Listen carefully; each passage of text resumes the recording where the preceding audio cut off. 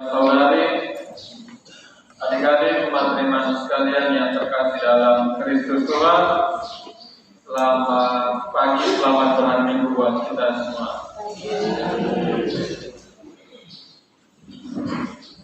Kita ini umat beriman, umat Katolik.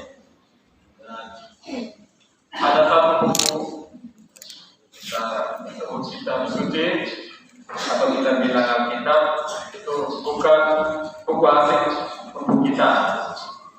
Kalau sampai hari ini ada yang merasa atau baru dengar, belum tahu Alkitab itu seperti apa, itu aneh sekali. Buku kitab suci atau Alkitab itu bukan buku asing bagi kita orang-orang Katolik. Dan kisah-kisah di dalam kitab suci memang ada yang asing di telinga kita, tetapi ada juga yang tidak asing lagi, sangat populer, sering kita dengar. Dan kalau sampai dengan hari ini semua kisah itu asing, itu juga aneh. Ada kisah-kisah di dalam kitab suci yang semestinya sudah populer di telinga kita, sudah sering kita dengar. Dan salah satunya itu kisah keterpilihan Daud menjadi raja. Kisah keterpilihan Daud menjadi raja. Kitab suci menulis ketika itu semua anak Isai, itu ada 8 anak, dikumpulkan di hadapan Nabi Samuel. Dari anak pertama sampai anak ke-7, ketika satu persatu dihadapkan kepada Nabi Samuel, Samuel lihat paras, lihat tinggi, lihat ototnya. Samuel dari yang pertama sampai yang ke-7, Samuel bilang, ini sudah Tuhan yang cocok dari raja menggantikan Saul. Lalu Tuhan bilang, bukan dia. Sampai yang ke-7 Tuhan bilang begitu. Lalu yang ke-8, Daud sendiri yang ke-8, ketika dia datang tanpa Samuel berkata-kata, Tuhan Allah langsung katakan, bangun, urapi dia ini yang kelak akan gantikan Saul. Lalu Tuhan lanjutkan, dia sampaikan kepada Samuel demikian, bukan yang dilihat manusia, yang dilihat Allah. Manusia melihat apa yang di depan mata, tetapi Tuhan melihat hati. Sabda ini menunjukkan kepada kita bahwa rencana dan kehendak Tuhan itu sukar untuk diselami, sukar kita mengerti. Kehendak Tuhan itu di mana-mana selalu menjadi sebuah teka-teki, sebuah enigma yang mengejutkan kita sekalian, orang-orang yang percaya kepadanya. Sebab yang Tuhan pandang sangat berbeda dengan yang kita pandang. Kita lihat paras, kita lihat tubuh, Tuhan lihat hati. Sampai dengan hari ini kita sudah memasuki hari Minggu Prapaskah ke-5. Minggu depan kita sudah merayakan Minggu Palma.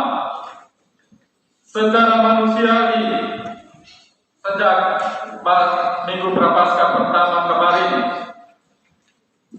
sampai dengan hari ini, terutama misteri penderitaan dan wafat Tuhan yang kita renungkan, kita mengerti itu sebagai saat mana Tuhan direndahkan.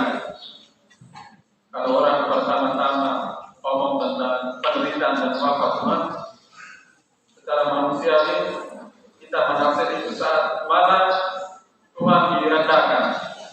Saat mana Tuhan direndahkan. Tuhan direndahkan sampai serendah-rendahnya. Dan selama hari Jumat kita renungkan itu, bagaimana dia dihukum, ditanggalkan jubahnya, dan juga bagaimana dia wafat di kayu salib. Itu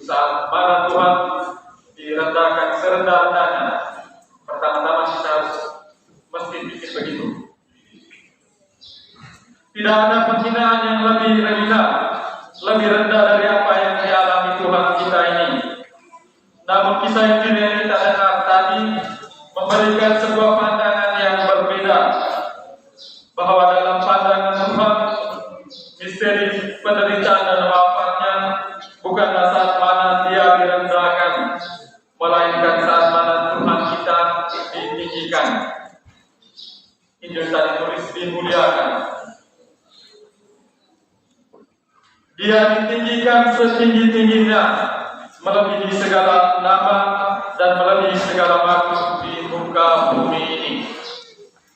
Jadi apa yang kita pikir penderitaan dan Bapa Tuhan adalah saat mana Tuhan direndahkan, ternyata dalam pandangan Tuhan saat itu adalah Dia ditinggikan, Dia dimuliakan.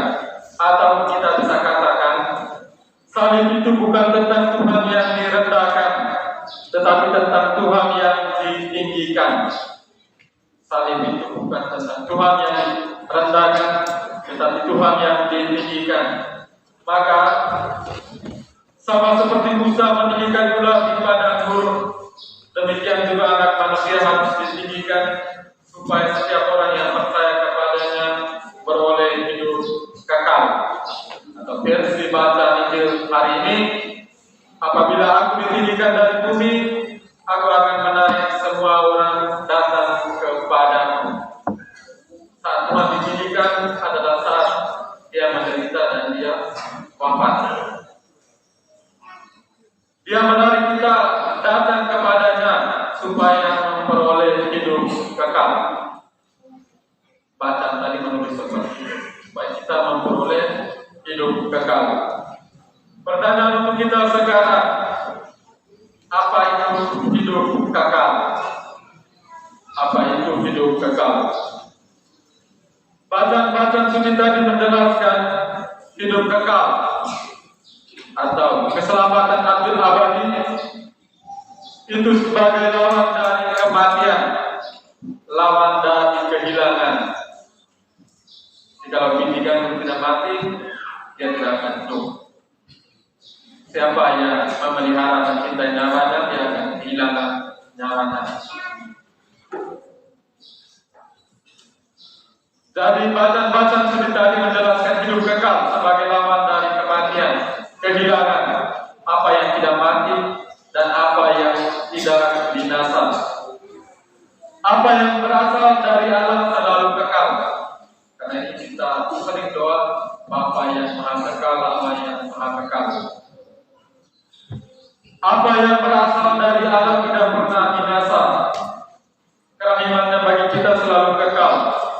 Cintanya bagi kita selalu kekal. Dan kebaikannya bagi kita selalu kekal. Maka kita bisa mengerti salib yang Tuhan pikul tidak sedikit pun bisa mengubah kekekalan kerahiman Tuhan, kekekalan cinta Tuhan, dan kekekalan kebaikan Tuhan bagi kita umatnya. Demikian juga kesalahan dan kejatuhan kita. Apapun itu tidak pernah sedikit pun bisa mengubah kekekalan kerahiman Tuhan, kekekalan cinta Tuhan, dan kekekalan kebaikan Tuhan bagi masing-masing kita. Untuk itu Tuhan meminta kita untuk percaya supaya tidak binasa, percaya supaya tidak dihukum, percaya supaya selamat. Saudara-saudari umat beriman sekalian, mari dalam masa Prapaskah ini kita melakukan tobat dengan berpuasa yang sungguh dan berpantang yang mendalam untuk merayakan Paskah Tuhan nanti. Melalui ini kita sebenarnya merayakan kekekalan kerahiman Tuhan, merayakan kekekalan cinta Tuhan, dan merayakan kekekalan kebaikan Tuhan. Sebab intisari dari Paskah itu adalah demikian, tentang kerahiman, tentang cinta, dan tentang kebaikan Tuhan yang kekal bagi kita.